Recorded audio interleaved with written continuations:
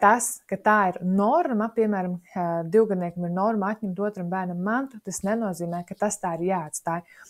Nesen bija situācija, kad kāds atsaucās uz šo lekciju, tieši uz šo teikumu, ko es saku, ka šāda uzvedība ir norma, bet tur nebija norādīts tā otrā teikuma daļa, ko es mēdzu teikt, ka jā, tā ir norma, bet tā ir jārisina, bērnam ir jāmāca prasmes, un jo mazāks bērns, jo vairākas reizes jums būs jāatkārto viens un tas pats.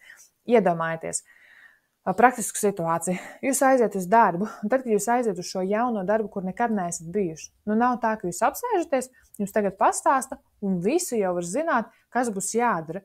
Nē, atkal rodas jautājumi, pat ja jūs citīgi sēdēt, citīgi pierakstījāt, visu klausījāties, jūs apsēdīsieties un tad domās, kas te bija un kas te man jādara, un zvanīsiet vai rakstīsiet savam jauniem, vecajiem iepriekšējiem kolēģim vai mentoram, kas jums bija.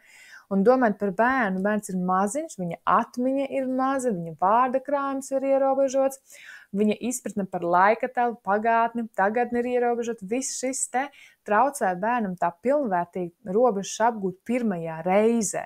Mums ir jāatkārto. Lai atkārtot, ir nepieciešama pacietība, ir jāaudzē pašam pret sevi gan tāda līdzcietība, gan arī tāda mentālā noturība, lai to varētu izdarīt.